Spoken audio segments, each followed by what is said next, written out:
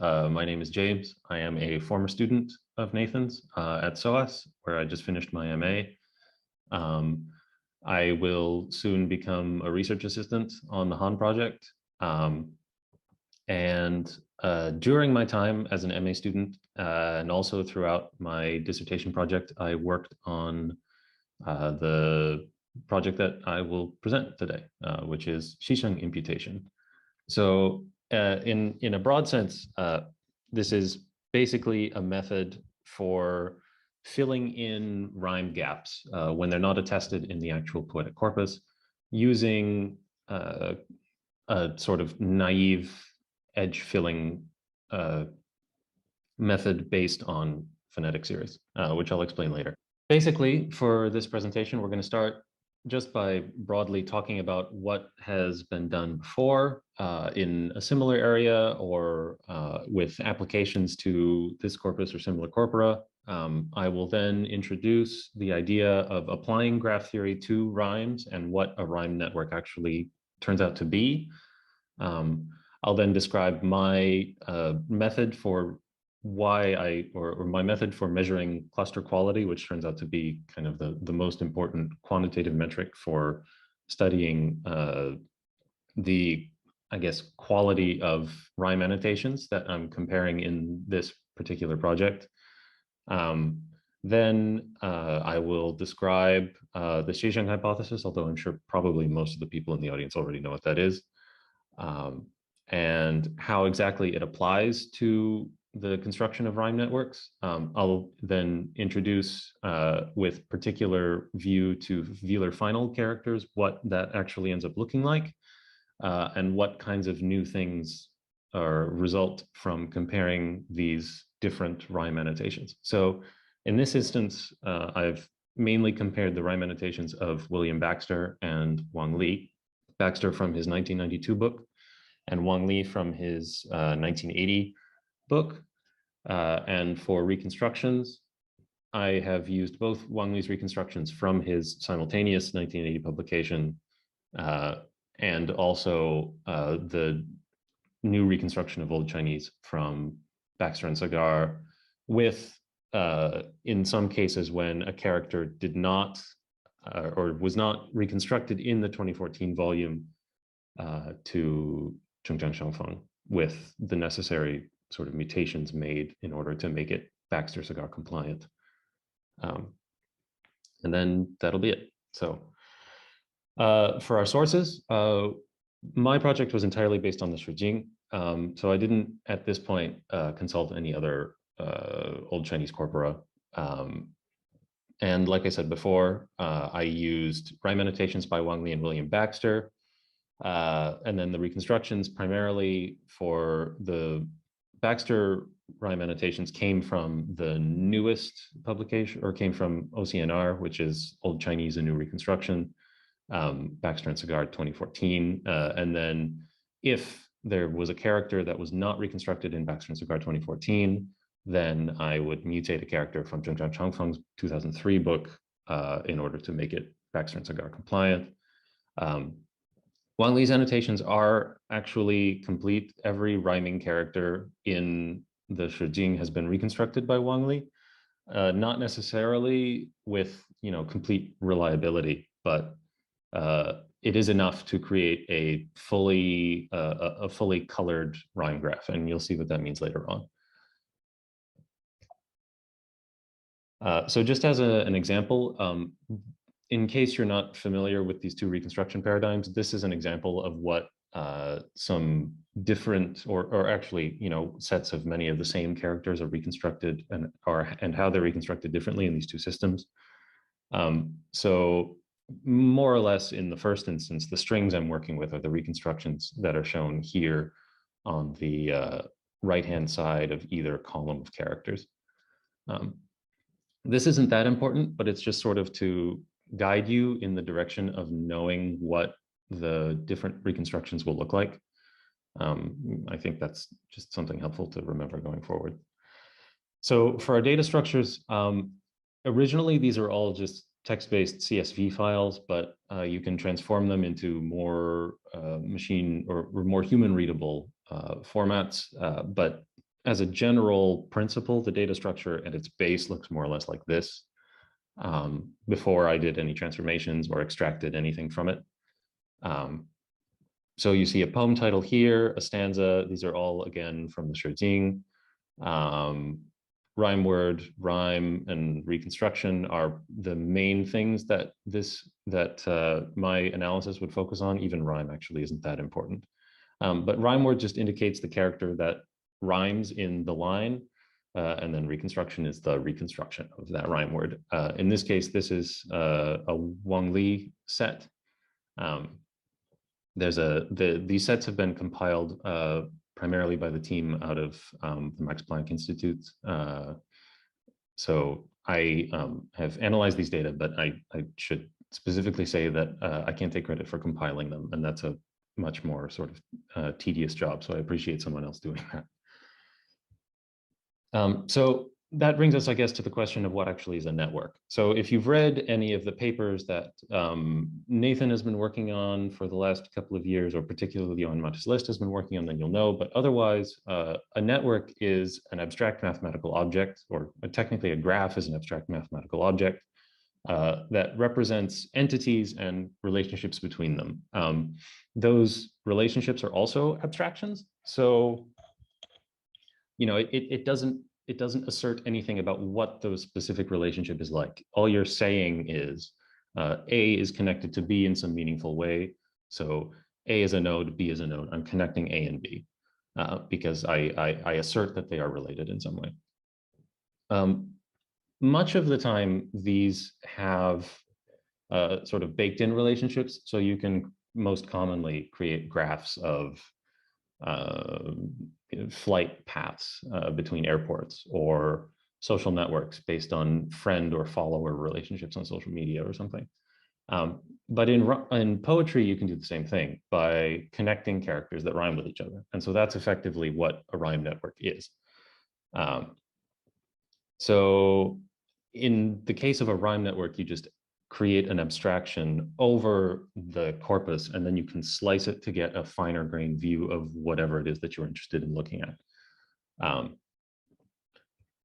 So here's a more concrete example.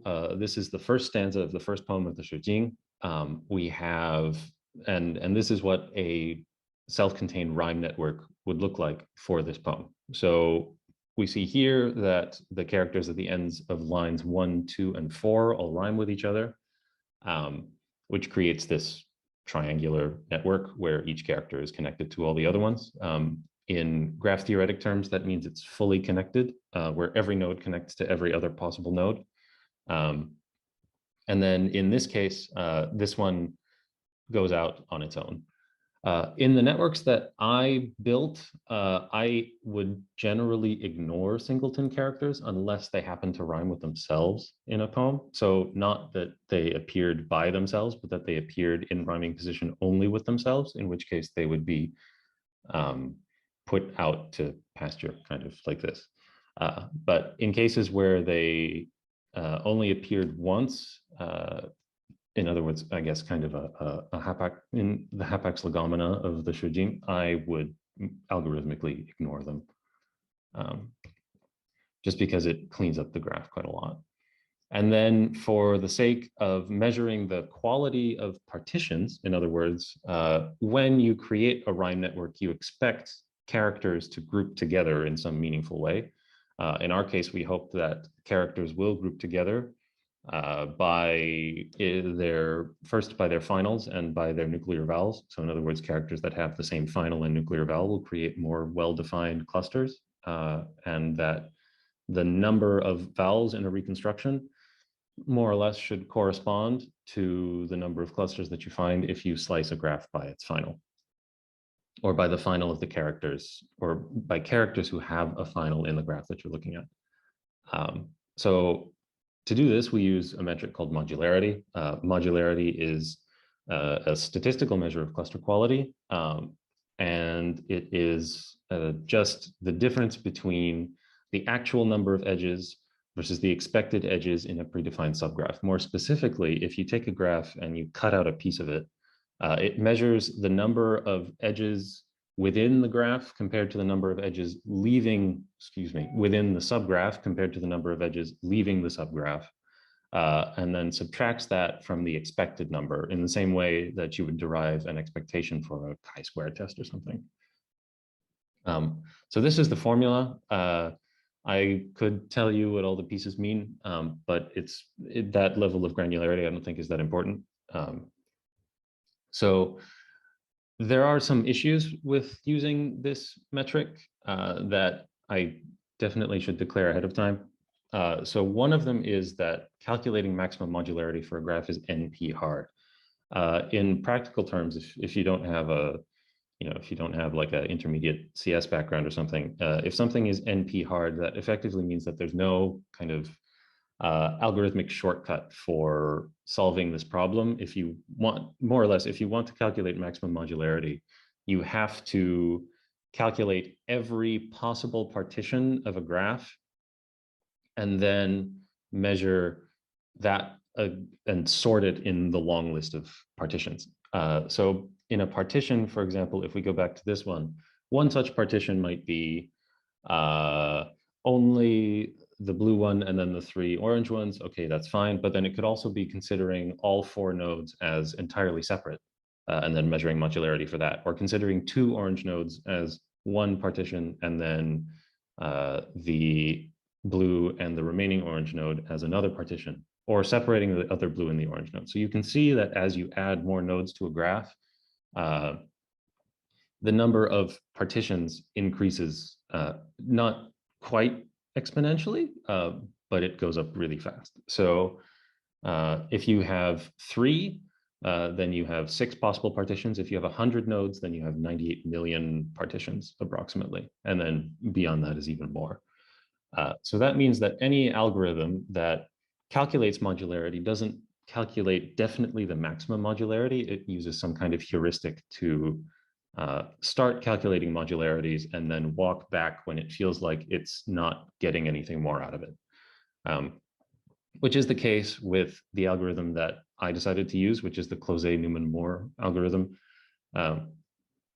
Effectively, this one works by partitioning the graph first with all of its nodes being separate communities, and then merging them together piece by piece until it arrives at some kind of stable convergence of maximum modularity.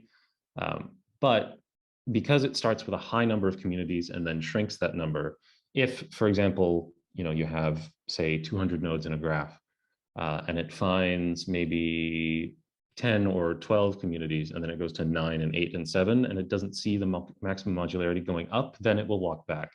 But it may be the case still that maybe 6 or 5 communities is a better partition if you have an a priori reason for partitioning the graph that way. On the other hand, other modularity calculations are significantly more computationally intensive. And so this is generally considered kind of the current standard. Now, with respect to the Xiesheng hypothesis, I'm guessing most, if not all, the people here know what that is. But if you don't, Chinese characters are composed of, or compound Chinese characters are composed of phonetic and semantic radicals. You can sort characters by their phonetic radicals. And later on, through the development of first from Karlgren and then from Li Fenghui, we have these things called phonetic series, where characters are put in groups based on the combination of their phonetic radical and, at this point, also the place of articulation of their initial consonants, or if they don't have one. So the Xiesheng hypothesis is most commonly articulated by this quote from Li Fenghui's 1975 book, which is, the same phonetic determiner in the writing of 2 characters implies the words expressed by these characters have the same rhyme category in the odes. In other words, even if we don't have an attestation of 2 characters rhyming, if they did occur together in rhyming position in an Old Chinese corpus, they would have rhymed. So if we can encode Xiesheng relationships as rhymes, we can draw edges between nodes that do not have edges if we only draw a rhyme network of the corpus. And this will hopefully resolve our singleton node problem to some extent. So then the question, I suppose, is does it? So in order to do that, we also have to make a couple of assumptions. So one of them is the ability for two Old Chinese characters to rhyme is correlated with both the nuclear vowel and the final. This, I suppose, makes sense, but it should still be clarified as an assumption, since ultimately a rhyme is not a fixed quality of language, but a sort of arbitrary linguistic feature. Next assumption, based on the Xiesheng hypothesis, is that characters within the same Xiesheng series will share their nuclear vowel, including cases of phonophoric nesting. So in a Xiesheng series, you might find that the base character generates a character, and then that character is then used as the phonetic determiner for another character, which you can see here, where we have the character in the center of this spoke on the left being used for as the phonetic determiner for the character in which is the hub for the spokes on the right. And then that character is then used as the phonetic determiner for all of the characters on that outer ring. So what we're assuming in this case is naively, but for statistical purposes, effectively, that all of these would have rhymed with each other if they had occurred in rhyming position in an Old Chinese corpus. And then we have this last one, which is when a poet is forced to slant rhyme, sharing vowels is preferable to finals, although this doesn't end up affecting the structure of the rhyme network very much, because we don't end up comparing different finals. We only end up comparing finals and then looking at the distribution of vowels within slices, final character, final slices of the graphs. And then measuring the modularity of vowel subgraphs within the final sliced subgraphs of what you can think of as an abstract graph of the whole poetic corpus. So how actually did we do this? Well, in our original data structure, we have Romanized reconstructions. So we can extract the nuclear vowel from these reconstructions using a regular expression. Specifically, so if in one of these reconstructions, for example, we do find quite often that a reconstruction will end with a letter I or a letter U, and so that has to be first transformed into a J or a W.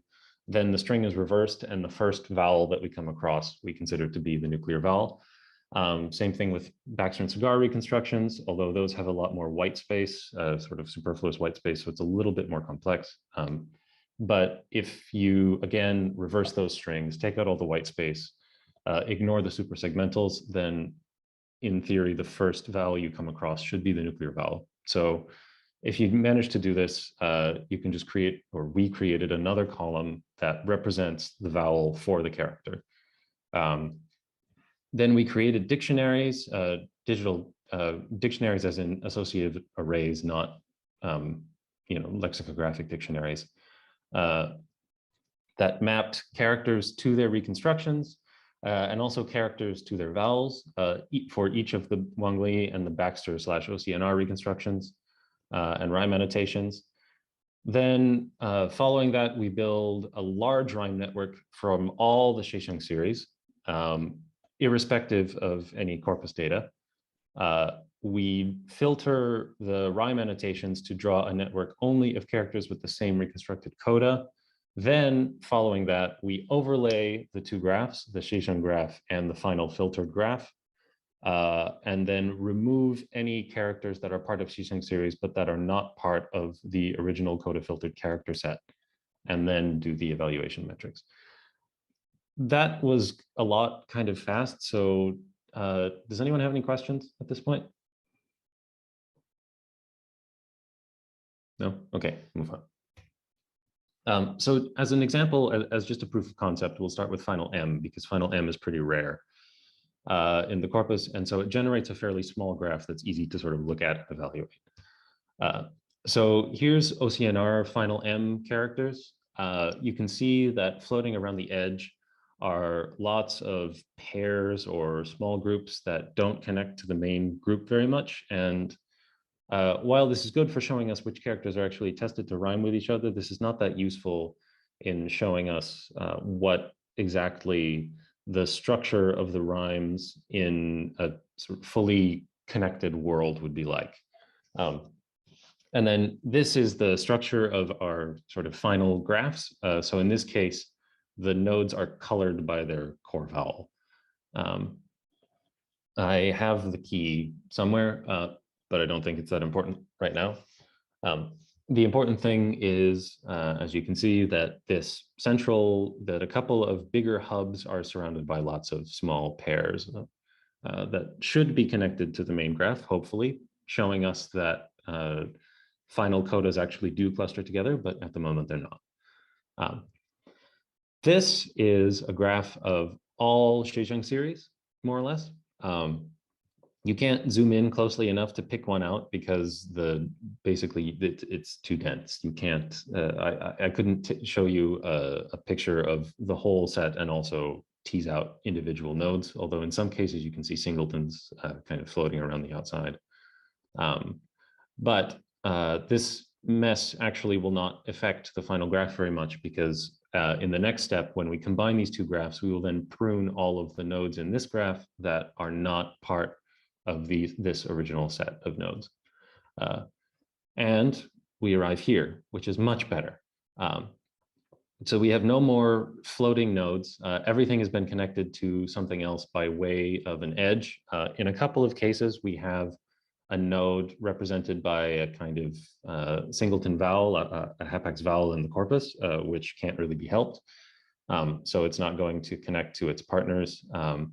This one is not part of a Xiesheng series that would have connected it to any of these, but in the end, ultimately, that's also fine because we've massively cleaned up this graph. In a graph that's this small and kind of easy to look at, calculating modularity, I don't think is that helpful because it's quite easy, I think, to just kind of, it passes the eye test more or less for showing that indeed vowel plus final combinations do tend to cluster together. And it doesn't show us anything particularly interesting about that, I don't think. So on the other hand, if we set these two reconstructions against each other and look at final groups that are larger, particularly the final ng and final k, so the final velar nasal and the final velar stop, and then we assign the additional attribute to be vowel, then we might actually see some interesting information that would allow us to evaluate the quality of these two reconstructions, whether Wang-Li or OCNR, Baxter and Cigar. This was the hope. So initially, what we expected was to be able to combine a graph of Wang-Li's rhyme annotations with the Baxter and Cigar vowel reconstructions, overlay them with each other and say, oh, look, it's worse or better or something like that, just based on how it looks. It turns out that this actually doesn't work because while we strategically chose two reconstructions that are pretty much as dramatically different from each other as possible, that also means that the rhyme annotations of these two are also significantly different enough that overlaying the vowels onto the rhyme annotations creates chaos rather than order. I would say this is most apparent with the final ng graph. With the final stop graph, they're a little more similar, but they're still not similar enough, I think, to do direct comparison. It also raises quite a few complications in terms of evaluation, because if you go into it, if you go into the analysis imagining that the reconstructions of the latter day are going to be somehow better, it turns out actually that you need quite a lot of quantitative evidence for that. So this is OCNR's unimputed graph of final ng. As you can see, there are quite a few small clusters around the outside, which is an undesirable characteristic. At the same time, we have larger clusters in a lot of places, which is mainly due to the fact that a lot of characters have final ng in the corpus. We also see, in this case, quite interestingly, a lot of mixture between these lavender and orange nodes, which is going to be kind of a repeating theme in that what we've stumbled on in this case is some kind of, it's unclear whether it's, for example, a regional or a diachronic difference, but it is quite often the case that in these graphs you see hard partitions between certain vowel groups and softer partitions between other vowel groups. So in this case, the lavender and the orange represent ing and eng characters, I believe, as reconstructed. And it's quite intuitive, I think, not surprising that in many cases ing and eng would be rhymable, particularly if a poet puts himself in a situation where he is only really able to use an eng character to rhyme with an ing character or something like that. It is understandable that this would be an acceptable thing to do, but in this case, we do see that it is something that did happen very frequently. Now, in order to fix these outlying characters, we again impute. And it turns out that it actually makes it a lot better. So if you look at this graph before, if you look kind of, I don't know if you can see my cursor or not, but if you look in the sort of center to top right, you see the one pink node that sits among all of the blue ones. And although it's not a significantly undesirable characteristic for it to be sat among the blue nodes and separated from the pink ones, ideally we would be able to connect it to the rest of its true vowel neighbors. And indeed, that does happen. In fact, it creates a bridge between the pink and blue nodes. The blue node in the top center that is connected to the yellow nodes, it doesn't join with the rest of them because it belongs to a series that otherwise does not contain final ng. We have a similar sort of situation with these two orange ones where they are reconstructed in OCNR as final ng, but the rest of their series have final n, so they do not connect with the rest of the orange nodes. But having said that, if you look closely, you'll see that this character shares a phonetic determiner with this one. And so it's actually, you know, with a bit of qualitative appraisal, it becomes clear that an edge drawn between, for example, this character and this one is entirely a reasonable thing to do. Just not something that the algorithm would be able to do heuristically. Now, on the other hand, this is a pretty good partition of this graph. So at this point, I think I should clarify that modularity requires two things to be set before you calculate it. So one of them is the structure of the graph is preset. So nodes, irrespective of any attributes, doesn't matter what the character is, doesn't matter what the vowel is. Modularity is entirely agnostic to any attributes about the nodes. It only considers the graph as an abstract mathematical object. And so if you were to measure the modularity of this graph, it is solely dependent on the structure and then the communities that you predefine if you want to calculate it. So in this case, you would have to say, or you would have to put all of the blue nodes in a set, all of the pink nodes in a set, lavender, orange, green, yellow, and then say, these are the communities, calculate modularity. And then it will do the calculation for you. You could do it by hand, but it would take an extremely long time. So then from OCNR, we get to Wang Li. And one of the things I think that's striking about this is the amount of actually internal structure that it has compared to OCNR. It turns out actually that Wang Li's reconstructions were almost certainly already sensitive to Xiesheng relationships, because if you impute or don't impute, they are virtually the same, including the fact that there are no singletons. All it does is fill in additional edges within clusters. Here we have only the Wang Li imputed graph, and here we see four quite neatly defined tight clusters, which correspond to the 4 vowels that Wangli's reconstructions believe can precede final ng, but there are still problems with that. So one of those problems is the Wangli reconstruction is typologically odd from a cross-linguistic perspective, whereas the Baxter-Sugar reconstructions are definitely not. So in the Wangli reconstructions, we find that there are 4 vowels of Wangli's 7 reconstructed vowels that can precede final ng, those being a, o, u, and a, o, u, and a. But from those 4, he excludes o.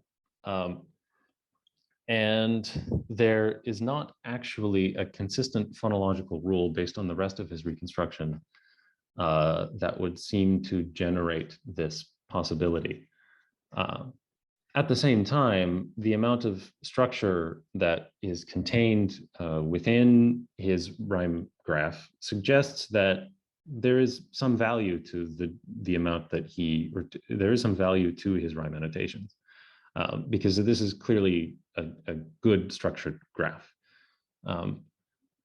Again, this leads to a bit of a problem because with any of these things, when we're comparing someone's rhyme annotations to their reconstructions, it's possible to fall into a trap of circular reasoning where a particular reconstruction will subsequently inform rhyme annotations, and then rhyme annotations will then begin to inform reconstructions until we arrive at some sort of convergence.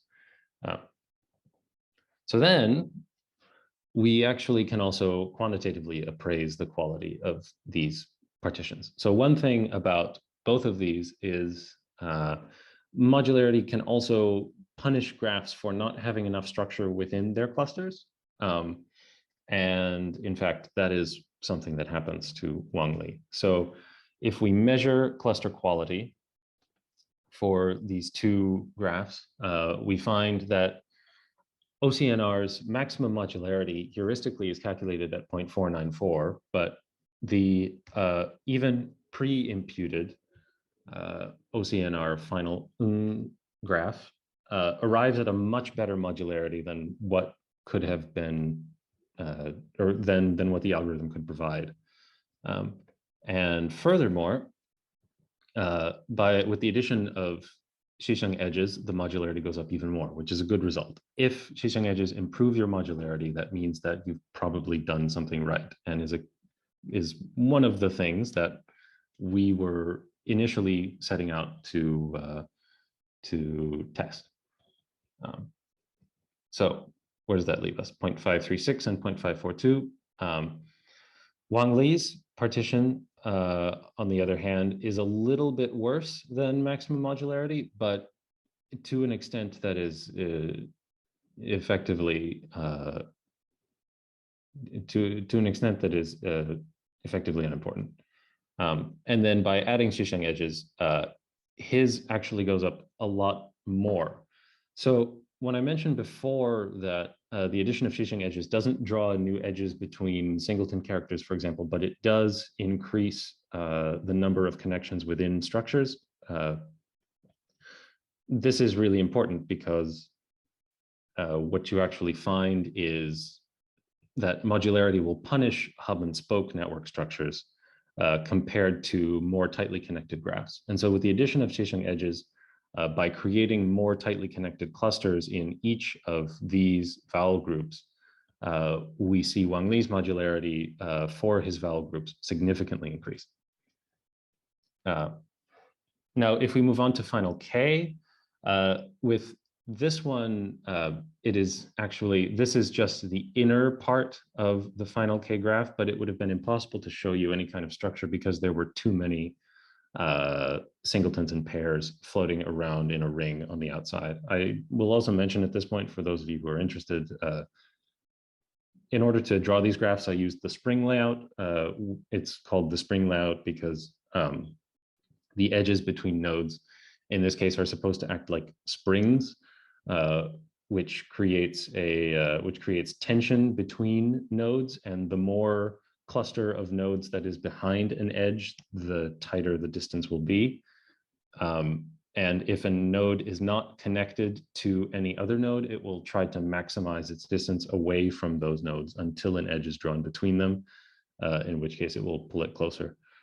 There's a little more to it than that, but that's sort of a broadly impressionistic description of how it works. So with OCNR final K, there's a big outer cloud of characters that are not visible in this picture that need to be imputed because it's really, that's really undesirable. When you do impute, most of them go away, but you're still left with quite a few along the outside. But the internal structure also becomes tighter. In this case, we also see a few green characters here. These are characters that neither Baxter nor Chengchang Shangfang reconstructed, and so we didn't have a commutable source to reconstruct for them. That would be something to do maybe in the future, but for the moment it's okay, because if we want to calculate modularity, it's acceptable to just ignore them and calculate modularity for the graph that does not contain the unreconstructed nodes. If we move on to Wang Li's final K, in Wang Li's case with final K, it is possible to proceed K with 7 vowels rather than just 4, which is why we see 7 colors here. And they are quite substantially mixed together in a way that is undesirable compared to final NG. So with the final K characters, this throws the internal structure evinced by this kind of very visually impressive network into a question. If we then combine Wang Li's final K unimputed graph with Xiesheng, however, we get something that is much more structured. So I've already explained a lot about graphs, so I won't dwell too much on this, but we do find a couple of interesting things. One of which is this group at the bottom, the blue and the lavender, where we see that in Wang Li's reconstructions, these are the ok and ak finals, cluster quite tightly together in a way that would seem to suggest that these were in fact a combined rhyming group. Now, because this graph and this graph, at least with these central parts, are closer in terms of vowel association compared to the NG graphs, what we do find if we combine Wang Li's structure with Baxter's vowels is something like this. So in this case, again, the green characters do not have reconstructions in Chengchang Shangfang or in Baxter and Cigar, and so when we calculate modularity, we can ignore them. But for now, it's important to pay attention to the characters that are not green. And what we see in this case is the combination of this group down here, which splits the lavender group in half. And the reason for that is Baxter and Cigar have reconstructed characters that have an intermediate glide between the vowel and the final K. So instead of having just ak, they have ak and auk. These reconstructions would not have been sensitive to the regular expression, or the distinction between these reconstructions would not have been sensitive to the regular expression that was supposed to extract the nuclear vowel. And so both of them would have been considered AK finals. But in fact, they are substantially different in terms of the rhyme structure, because what we find is a general pattern, for example, in these, for the auk characters to rhyme with the ok characters, and not for auk characters to rhyme with ak characters. That was probably the most the most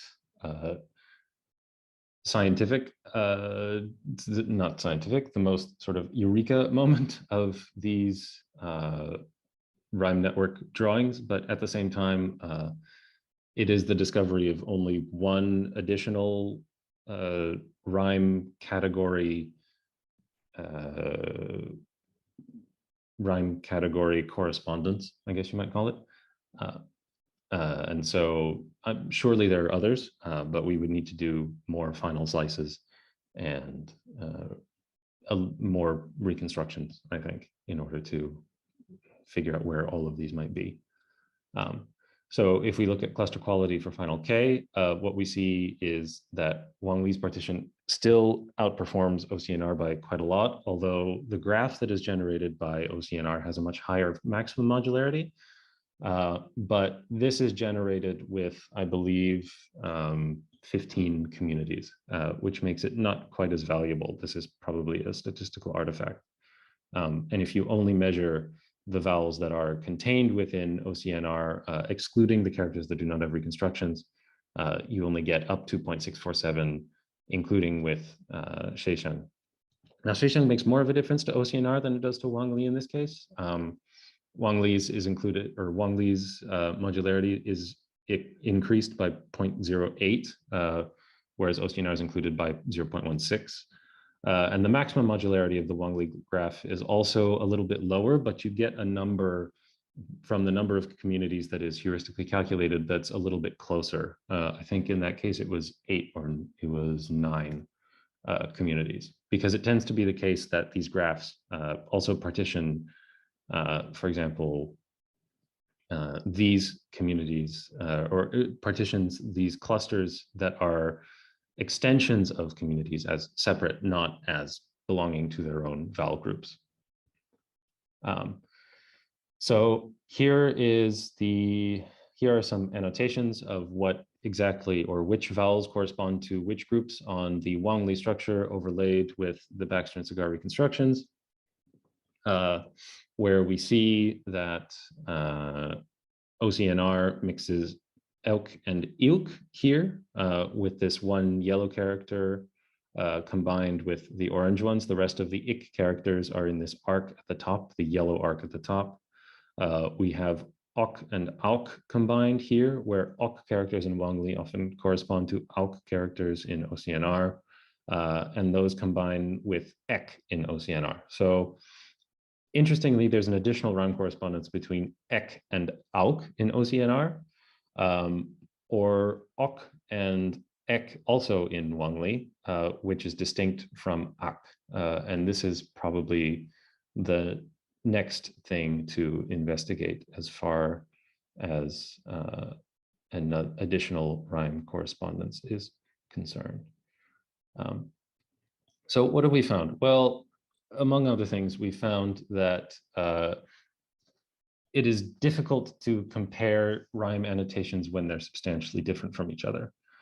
But what we have found is strong evidence for an additional rhyme preference in final uk syllables, that they may not correspond most strongly with the syllables that share their vowel, but instead with a different category. The evidence is mixed overall for which reconstruction system is better. If we take the rhyme annotations to be separate from the reconstructions, then the evidence for Wang Li is a little bit stronger, but at the same time, as far as evidence for reconstructions, if we account for typological evidence and other things or other phonological characteristics, then it certainly seems to be the case that OCNR is closer, at least to a natural language, although it might not be correspondent to Old Chinese. And then some Baxter Cigar characters, particularly in final K, do not merge with major clusters even after imputation. And this may be a call to do a few different things. So one of them is lack of corpus data, which is an easy problem to solve, but tedious because it means that we need to code, for example, the Chuzhi or a similar corpus into a machine readable format. We may need to revisit the state of reconstructions for those characters specifically, or we need to revisit the state of Xiesheng series and see if there is something else that needs to be done in order to combine characters into series that may not currently be in series, or split series that may be currently together, in order to bring characters that currently float along the edge into the fold. And that is what I have to say. So Yeah, I think it's time for questions. We have 8 minutes. You do find a few characters, particularly in Baxter 1992, where if you look at a certain poem where Wang Li and Baxter disagree, um, it seems to be the case that Wang Li's reconstructions are trying to fit into more of a rhyme paradigm. Baxter will create the reconstructions and then assign the rhymes. But at the same time, if you look at which reconstructions are supposed to rhyme with each other, sometimes, honestly, they don't make a lot of sense. If I can paraphrase that broadly, it seems like Baxter, his reconstruction is more motivated by the internal reconstruction of Middle Chinese that then he applies to the analysis of rhyme in the Xiesheng. Yeah. Whereas Wang Li was using a more circular approach, where or let's say spiral approach, to make it not sound insulting, where he sort of has a reconstruction idea and then he does rhyme annotation, then he changes his reconstruction, then he changes, so that there's this kind of convergence between the two. And I think doing something like that, unless somehow he managed to stumble on a perfect rhyme annotation of the NG finals, is the only way you could arrive at a network that is as sort of visually coherent as the Wang Li NG final graph. Do I understand correctly that if you use Wang Li's rhyme analysis for the K finals, yes, you get more structure in this like WK area, than his reconstruction predicts. Yes, that's correct. Yeah. So if you overlay the Baxter vowels with the Wang Li rhyme structure, you get a better partition than either of them generated independently. To some extent, they're off in their own worlds with NG, where you can say like, well, on the one hand, this one's better in this way, and this one's better in this way. But at least in terms of dividing certain vowels before WK, Western Cigar's proposals are improvements even by Wang Li's standards. Yeah, and you can see that. I mean, I can show you the graphs again if you want, but you can see that if you look at a Wang Li graph, because very often what you find is a single colored vowel group that has a cluster here and then a bridge and then a cluster here that are all one color. Whereas if you overlay the Baxter and Cigar vowels onto that, those are then split. But because Baxter has a different rhyme annotation, this is kind of an independent verifier. For those of us in the Baxter camp, that's pretty good ammunition. Yeah. It says that at least some of Baxter and Cigar's proposals do not come straight out of their heads, but are pointed at even by Wang Li's analysis of the rhymes, which sort of suggests that they're part of reality, not part of imagination. Yeah. You talk a lot about desirable, undesirable. So we're sort of wondering, what are your desires? Yeah. And my sense is that it's that if we had an infinite supply of poetry, we would get as many clusters, as distinct clusters as we have nuclear vowels. Yeah. And that they would be, okay, you might have some little tenuous connections between them, but basically the larger the data set, the more modularly distinct you would get clusters, and you would have as many as you have nuclear vowels. Is that a fair characterization of your desire? Yeah. So ideally, if you slice a graph so that you're only looking at one final and you have 7 vowels, ideally, no node would remain unconnected to its home group. The amount that they are connected within themselves is to a certain extent variable, because the maximum modularity depends on other factors of the graph, like how many nodes there are and how much on average each node connects to another node and stuff like that. While we're talking about undesirable, you can also talk about undecidable, because maybe a context-free rhyme annotator cannot predict all possible rhymes. That's a Chomskyan joke for anyone who's out there. What you've just emphasized is that you hate singletons more than you like dense clusters. Yeah. Okay, that's fine. That's how we want reality to be if we had enough data. But you can get there just purely artificially, right? Like I could just take all these nodes and say, here's a real nice partition that just had no correspondence with historical Chinese phonology, and there's no reason that, for example, the extent to which Wang Li's analysis gives him more desirable clusters by your measure, that we don't know whether that's because he's better reflecting the truth or because he's a better magician. That's true. So for that, I would say it would be better to take a look at as many finals, as many final sliced graphs as possible, and then, I mean, my instinct is at that point to philologically look at the bridges between clusters and see where those tend to happen. This is a place where adding other corpora would be important. We know this corpus is the one that was scrutinized while making the reconstruction. So we would anticipate that to the extent that he's a magician, that analysis will fail on another corpus. Yeah, that's right. To which its reality, it will work nicely on another corpus.